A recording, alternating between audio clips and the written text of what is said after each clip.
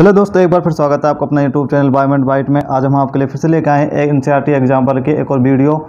इससे पहले हम 2 वीडियो अपलोड कर चुके हैं, द लिविंग वर्ल्ड चैप्टर की और बायोलॉजिकल क्लासिफिकेशन की 2 वीडियो पहले ही अपलोड की जा चुकी है। यदि आपने वो वीडियो नहीं देखे तो उनके लिंक आपको नीचे डिस्क्रिप्शन में मिल जाएंगे। चलिए स्टूडेंट, स्टार्ट करते हैं आज की वीडियो का फर्स्ट क्वेश्चन क्या दिया हुआ है? Cyanobacteria are classified under. जो साइनोबैक्टीरिया है वो किसके अंदर क्लासिफाइड किया गया है? ऑप्शन दिए हुए हैं प्रोटिस्टा, ऑप्शन बी है प्लांटी, ऑप्शन सी है मोनेरा और ऑप्शन डी क्या है? एल्गी। तो क्वेश्चन नंबर फर्स्ट का जो करेक्ट आंसर होगा वो होगा मोनेरा। साइनोबैक्टीरिया को मोनेरा जो किंगडम है उसमें क्लासिफाइड किया गया है, क्योंकि साइनोबैक्टीरिया एक प्रोकैरियोटिक कोशिका है और इसलिए मोनेरा में जितनी भी जो कोशिकाएं शामिल है वो सारी प्रोकैरियोटिक कोशिकाएं शामिल हैं।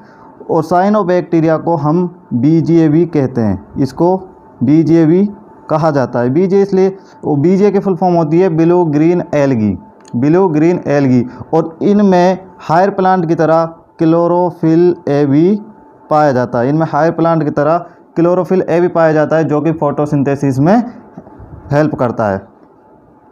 और बीजीए के जो एग्जाम्पल है नोस्टॉक। बीजीओ के जो एग्जाम्पल है वो नोस्टॉक और एनाबीना इसके एग्जाम्पल है। बीजीए के एग्जाम्पल क्या है? नोस्टॉक और एनाबीना। और ये नोस्टॉक और एनाबीना ये नाइट्रोजन फिक्सेशन में हेल्प करते हैं। नाइट्रोजन फिक्सेशन में जो कोशिका हेल्प करती है उनको कहा जाता है हेट्रोसिस्ट।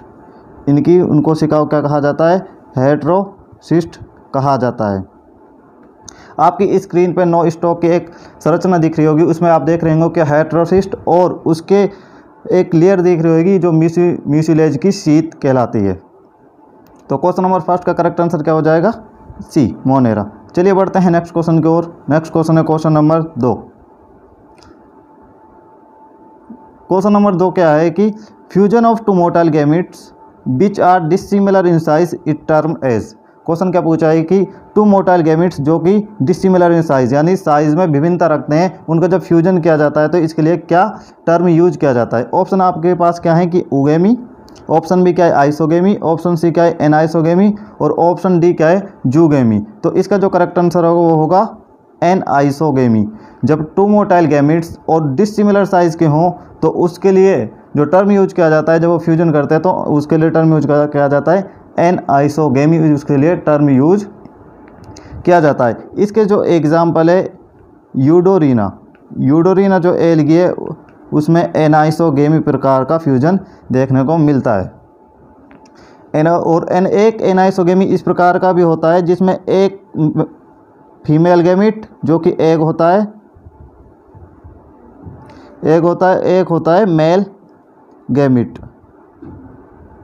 गैमेट होता है। जो ये फीमेल गैमेट होता है ये होता है नॉन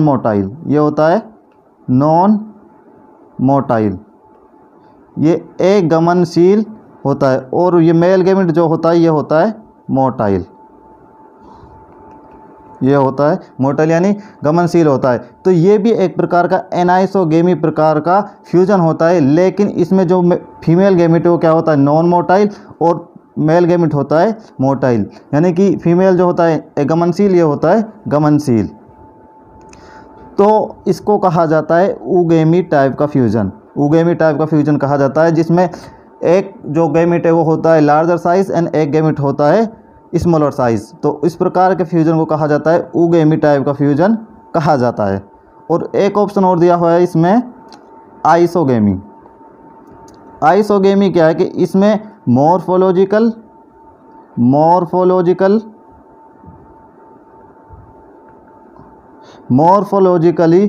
सिमिलर साइज के जो गैमेट होते हैं, मॉर्फोलॉजिकली सिमिलर साइज के गैमेट्स का जब फ्यूजन होता है तो उसको बोलते हैं आइसोगेमी फ्यूजन। मॉर्फोलॉजिकली जब सिमिलर साइज गैमेट्स का जब फ्यूजन होता है उसको बोलते हैं आइसोगेमी। और आइसोगेमी के जो एग्जाम्पल हैं वह हैं यूलोथ्रिक्स एंड स्पाइरोगायरा। यूलोथ्रिक और स्पाइरोगायरा इसके एग्जाम्पल है। आइसोगेमी क्या है कि मॉर्फोलॉजिकल सिमिलर गैमेट्स का जब फ्यूजन होता है तो उसको बोलते हैं आइसोगेमी। और इसके जो एग्जाम्पल है यूलोथ्रिक्स और स्पायरोगायरा। स्पायरोगायरा के बारे में आपको कुछ और बातें याद रखनी है। स्पायरोगायरा है, स्पायरोगायरा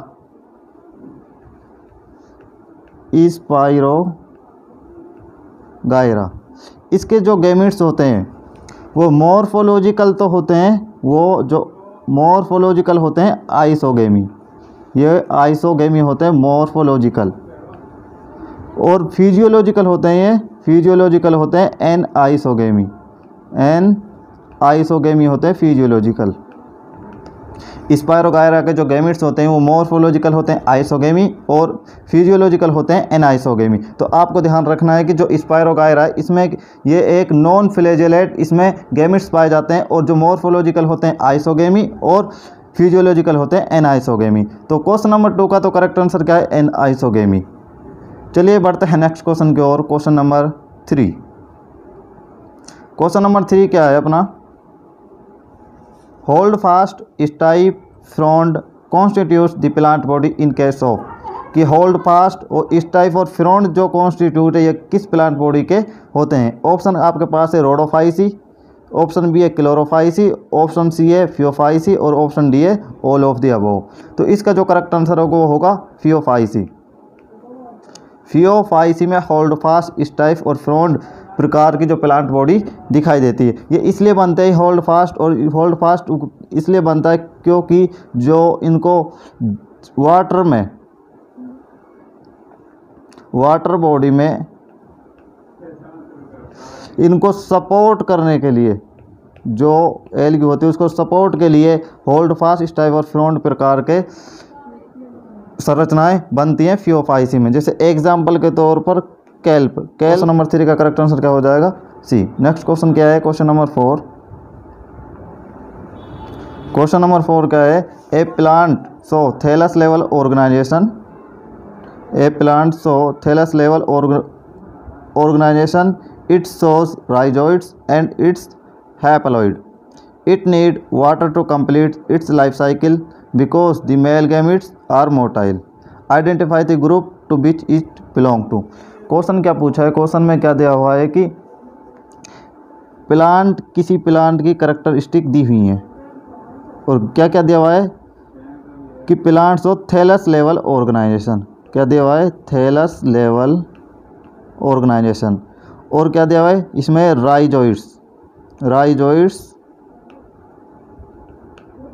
राइजोइड्स भी हैं, और क्या दिया है कि यह हैप्लॉइड है। हैप्लॉइड मीन्स इसमें जो मेन प्लांट बॉडी है वो क्या है, गैमेटोफाइट।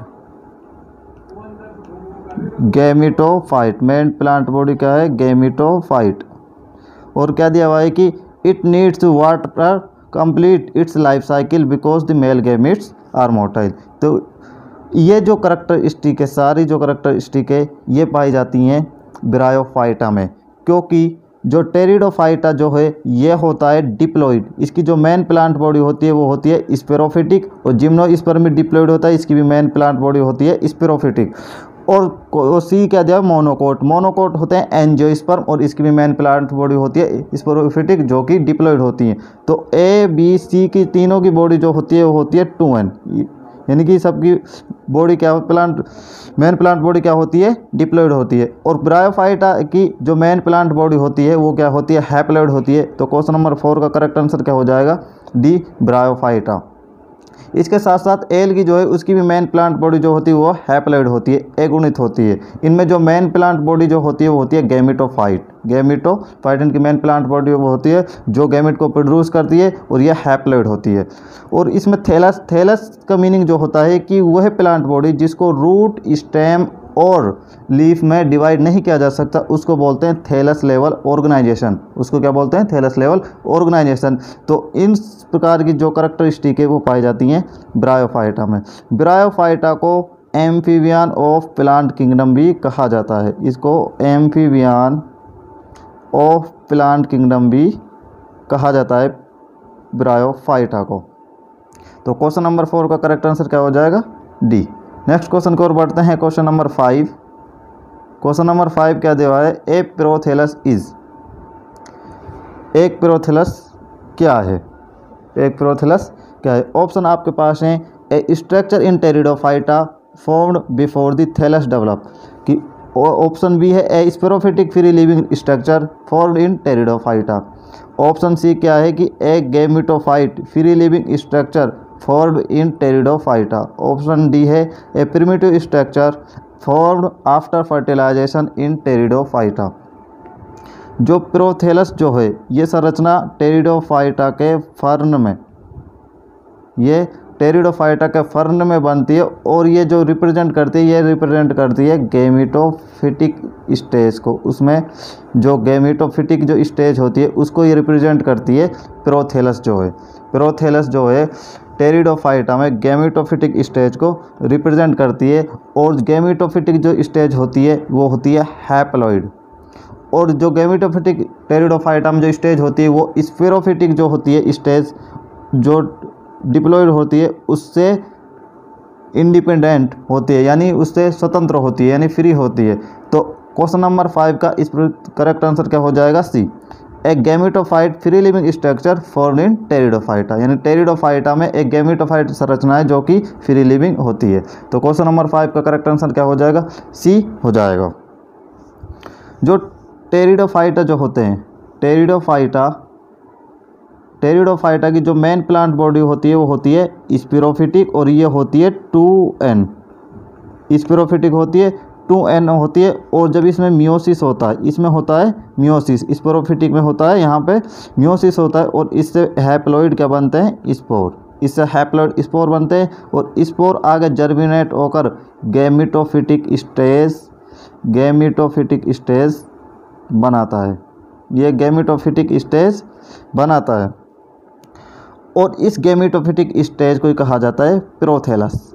इसी को क्या कहा जाता है? प्रोथेलस कहा जाता है, जो कि हैप्लॉइड होती है क्योंकि स्पेर से डायरेक्टली बनती है, स्पोर से डायरेक्टली बनती है, हैप्लॉइड स्पोर से। तो इस गैमेटोफिटिक स्टेज को क्या कहा जाता है? प्रोथेलस कहा जाता है। और इसमें होता है फिर बाद में माइटोसिस। इसमें क्या होता है? माइटोसिस होता है। इससे मेल गैमिट और फीमेल गैमिट बनते हैं। फिर इनके बाद होता है इनमें फर्टिलाइजेशन। आफ्टर फर्टिलाइजेशन निर्माण होता है जाइगोट का, जो कि होता है डिप्लॉइड। और आफ्टर जो जाइगोट है वो डेवलप करता है स्पोरोफिटिक स्टेज को। तो इस प्रकार टेरिडोफाइटा में अल्टरनेशन जनरेशन की प्रक्रिया चलती रहती है। तो टेरिडोफाइटा में जो अल्टरनेशन जनरेशन जो होती है वो होती है हैप्लोडिप्लोन्टिक लाइफ साइकिल। जो इनकी लाइफ साइकिल क्या होती है? हैप्लोडिप्लोन्टिक लाइफ साइकिल होती है, क्योंकि इसमें हैप्लॉइड स्टेज भी आती है, क्योंकि गैमेटोफाइटिक एक हैप्लॉइड स्टेज है और इसमें जो वो डिप्लॉइड स्टेज भी आती है, इसलिए इसे डिप्लोन्टिक कहते हैं। और हैप्लॉइड स्टेज भी आती है इसलिए इसे हैप्लोन्टिक भी कहते हैं। तो इसको हैप्लोडिप्लोन्टिक लाइफ साइकिल कहा जाता है। टेरिडोफाइटा के जो भी प्लांट होते हैं उसमें हैप्लोडिप्लोन्टिक लाइफ साइकिल पाई जाती है। तो क्वेश्चन नंबर 5 का करेक्ट आंसर हो जाएगा सी। आपको समझ आया होगा कि क्वेश्चन नंबर 5 का करेक्ट आंसर क्या है? सी। नेक्स्ट क्वेश्चन की ओर बढ़ते हैं। Question number 6। क्वेश्चन नंबर 6 है, क्वेश्चन नंबर 6 का है कि plant of this group are diploid. Plant of this group are diploid and well adept to extreme condition. They grow bearing sporophylls in compact structure called cones. The group is in references. The group in references. Option क्या है? Monocot. Option B क्या है? Dicot. Option C क्या है? Pteridophyta. और option D क्या है? Gymnosperm. जो मोनोकोट और डाइकोट है ये आते हैं एंजियोस्पर्म में। ये किस में आते हैं? एंजियोस्पर्म में आते हैं दोनों। किस में शामिल है? ये हैं एंजियोस्पर्म में शामिल होते हैं। और एंजियोस्पर्म में डिप्लॉइड स्ट्रक्चर तो होती है, डिप्लॉइड स्ट्रक्चर होती है और ये कुछ हद तक एक्सट्रीम कंडीशन को भी सहन कर सकते हैं, लेकिन इसमें स्पोरोफिल जो कौन से ये नहीं बनते हैं। तो मोनोकोट और डाइकोट तो ऑप्शन सही नहीं हो सकते इस क्वेश्चन के। और ऑप्शन सी और डी दिया है, टेरिडोफाइटा और जिम्नोस्पर्म।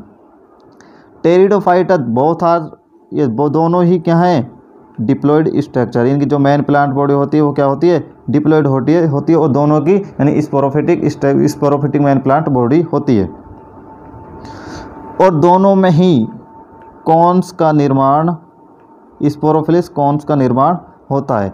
जो टेरिडोफाइटा है उसमें जो कॉन्स का निर्माण होता है उसके एग्जाम्पल है सेलेजिनेला और इक्विसिटम और सेलेजिनेला में कॉन्स का निर्माण होता है। लेकिन जो टेरिडोफाइटा जो होते हैं ये एक्सट्रीम कंडीशन जो होती है उसको सहन नहीं कर सकते हैं, और जिम्नोस्पर्म एक्सट्रीम कंडीशन को सहन कर सकते हैं। तो क्वेश्चन नंबर 6 का करेक्ट आंसर क्या हो जाएगा? D, gymnosperm. जिम्नोस्पर्म में मेन प्लांट बॉडी डिप्लॉयड होती है, यहाँ तक सही है। यहाँ तक टेरिडोफाइटा जिम्नोस्पर्म दोनों के लिए सही है, और मोनोकोट और डाइकोट दोनों के लिए, ये ऑप्शन चारों के लिए डिप्लॉयड स्ट्रक्चर होती है, यहाँ तक ये सही है। वेल एडवर्ट एक्सट्रीम कंडीशन, ये जिम्नोस्पर्म के लिए सही है। और बियरिंग स्पोरोफिल इन कॉम्पैक्ट स्ट्रक्चर कॉल्ड कॉन्स जो है ये ओनली टेरिडोफाइटा और जिम्नोस्पर्म के लिए सही हैं। तो इसलिए इस क्वेश्चन का करेक्ट आंसर क्या हो जाएगा? डी, क्वेश्चन नंबर 6 का।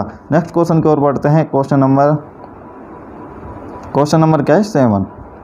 क्वेश्चन नंबर 7 का कहता है the embryo sake of angiosperm is made up of. जो एंजियोस्पर्म का जो एम्ब्रियो शेक होता है वो किससे बना होता है? ऑप्शन क्या है? 8 सेल, ऑप्शन बी का है 7 cell and 8 nuclei, option C का है 8 न्यूक्लियाई, ऑप्शन डी है 7 सेल एंड 7 न्यूक्लियाई। जो एम्ब्रियो शेक होता है एंजियोस्पर्म का, इसी को बोलते हैं गैमेटोफाइट, फीमेल गैमेटोफाइट बोलते हैं इसको, या फीमेल गैमेट बोलते हैं एम्ब्रियो शेक को जो एंजियोस्पर्म में बनता है। और एंजियोस्पर्म जो एम्ब्रियो शेक होता है इसमें इस प्रकार की संरचना होती है, ये रैंडमली उसे ही बना रहे। यहाँ पर होती हैं 3 सेल होते हैं जिसको बोलते हैं हम एंटीपोडल सेल्स, इनको बोलते हैं एंटीपोडल सेल, और संख्या में होती हैं 3। ये वाला सिरा जो होता है चाल जैसा सिरा होता है, इसको बोलते हैं माइक्रोपाइल सिरा। और यहाँ पर एक होती है एग सेल, यहाँ पर होती है एक एग सेल, और इसके पास में ये 2 सेल होती हैं, इनको बोलते हैं सिनर्जिड सेल। ये संख्या में होती हैं 2, संख्या में कितनी होती है? 2। और इसके मध्य में पाए जाते हैं 2 पोलर न्यूक्लियाई पाए जाते हैं। और इस पूरी जो सेल है इसको कहा जाता है सेंट्रल सेल, इसको कहा जाता है सेंट्रल सेल। ये संख्या में कितनी होती है? 1 ही होती है। तो टोटल सेल कितनी हो गई? 3 सेल ये हो गई, 3 और 1 सेल ये हो गई, कितनी हो गई? 3 और 1 4, और 2 सेल एक ये हो गई, कितने हो गई? 4 और 2 6, और 1 सेल ये हो गई 7, जो मेन सेंट्रल सेल है। तो 7 सेल्स तो एम्ब्रियो शेक में होती हैं। तो 7 सेल किस किस में दिया है? ऑप्शन बी और डी में, ए और सी तो ऑप्शन गलत हो गए। अब देखते हैं इसमें न्यूक्लियस कितने % है। 3 न्यूक्लियस इस एंटीपोडल सेल में होंगे, 2 न्यूक्लियस पोलर न्यूक्लियाई कितने हो गए? 3 और 2 5, और 3 न्यूक्लियस इसमें होंगे 2 सिनर्जिड सेल में, एक सेल में, तो कि 5 और 3 कितने हो गए? 8। तो टोटल कितने हो गए? 8 न्यूक्लियाई हो गए। तो इसका करेक्ट आंसर क्या हो जाएगा? 7 सेल्स और 8 न्यूक्लियाई एम्ब्रियो शेक में होती हैं। एंजियोस्पर्म जो एम्ब्रियो शेक होता है वो किससे से मतलब बना होता है? 7 सेल्स एंड 8 न्यूक्लियाई। 1 मिनट में इनको एक बार हटा देता हूँ। वेट, थोड़ा सा वेट कीजिए आप। जो ये एक सेल होती है, एग सेल, जो एक सेल है यह हैप्लॉइड है, और जो पोलन ट्यूब है वो अपने साथ 2 मेल गैमेट को कैरी करके लाती है। उसमें से जो एक मेल गैमेट है इससे फ्यूजन करता है और जाइगोट का निर्माण करता है, डिप्लॉइड जाइगोट का निर्माण करता है। और सेकंड जो गैमेट होता है वो इन पोलर न्यूक्लियाई से फ्यूजन करता है और PEN का निर्माण करता है। PEN मीन्स होता है प्राइमरी एंडोस्पर्म न्यूक्लियस, इसका निर्माण करता है। और आगे चल के PEN जो होता है ये एंडोस्पर्म का निर्माण करता है, यही एंडोस्पर्म का निर्माण करता है। तो PEN होती है ट्रिप्लॉइड संरचना, क्योंकि ये होती है 3n संरचना, बिकॉज क्योंकि 2 पोलर न्यूक्लियाई इसके n+n और एक गैमिट जो होता है मेल गैमिट उसके n से कितने हो गए 3n। तो इस प्रकार एंडोस्पर्म की कौन सी संरचना हो गई 3n। चलिए नेक्स्ट क्वेश्चन की ओर बढ़ते हैं। Question number 8।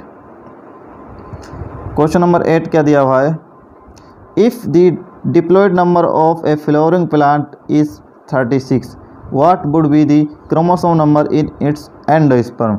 जो फ्लावरिंग प्लांट जो होते हैं ये होते हैं एंजियोस्पर्म। क्या होते हैं, एंजियोस्पर्म होते हैं।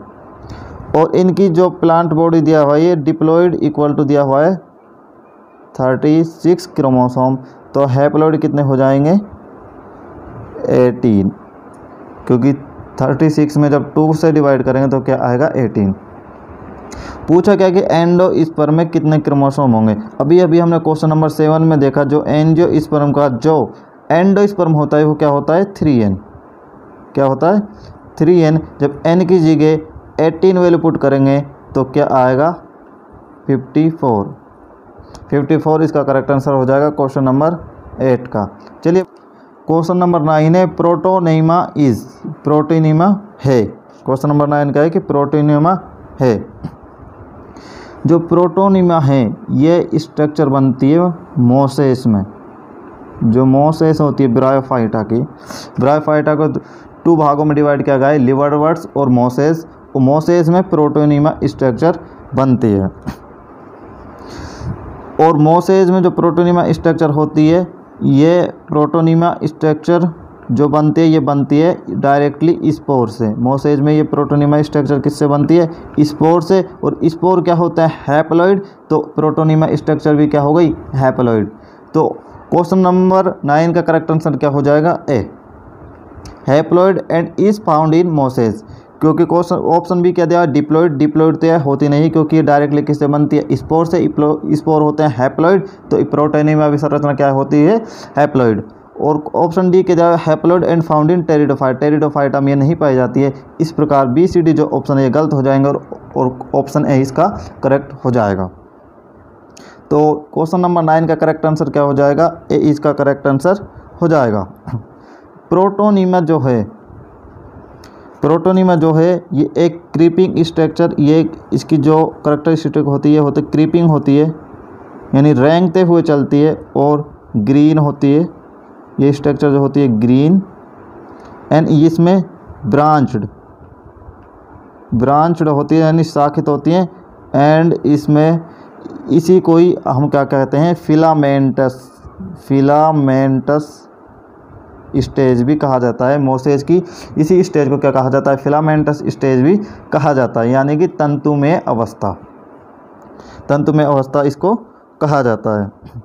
और इसके बाद जो ब्रायोफाइटा की एक और स्टेज होती है मोसेज में वो होती है लीफी स्टेज।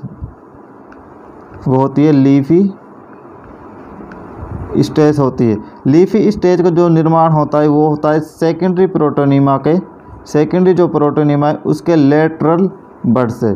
जो सेकेंडरी प्रोटोनीमा है उसके लेटरल बड से लीफी स्टेज का निर्माण होता है। तो इस प्रकार क्वेश्चन नंबर 9 का जो करेक्ट आंसर है वो क्या है A, haploid and is found in mosses. चलिए बढ़ते हैं अपने नेक्स्ट क्वेश्चन की ओर। नेक्स्ट क्वेश्चन क्या है क्वेश्चन नंबर 10। क्वेश्चन नंबर 10 क्या दिया हुआ है, क्वेश्चन नंबर 10 है the giant redwood tree Sequoia sempervirens is an. जो जाइंट रेडवुड ट्री है वो इनमें से किस में आता है। ऑप्शन क्या है आपके पास angiosperm, free fern, option C है टेरिडोफाइटा और ऑप्शन डी है जिम्नोस्पर्म। जो जाइंट रेडवुड ट्री जो आता है ये आता है जिम्नोस्पर्म है। ये टेलेस्ट जिम्नोस्पर्म होता है। लगभग इसकी जो हाइट होती है 150 मीटर 150 मीटर से 120 मीटर के लगभग इसकी हाइट होती है। टेलेस्ट प्लांट होता है जाइंट रेडवुड ट्री। तो इस प्रकार क्वेश्चन नंबर 10 का करेक्ट आंसर क्या हो जाएगा, तो क्वेश्चन नंबर 10 का करेक्ट आंसर क्या हो जाएगा D, gymnosperm. Giant redwood tree क्या है एक जिम्नोस्पर्म है। इसकी हाइट लगभग क्या होती है 115 मीटर से 120 मीटर के लगभग होती है। तो ये थे हमारे प्लांट किंगडम के 10 क्वेश्चंस जो कि आज हमने डिस्कस किए। उम्मीद है कि आपको ये समझ आए होंगे। यदि आपको ये समझ आए हो तो और ये वीडियो अच्छी लगी हुई हो तो इसको लाइक करें, शेयर करें, कमेंट करें और हमारे चैनल बायोमेट बाइट को ज़रूर सब्सक्राइब करें। प्लीज़ सब्सक्राइब करें।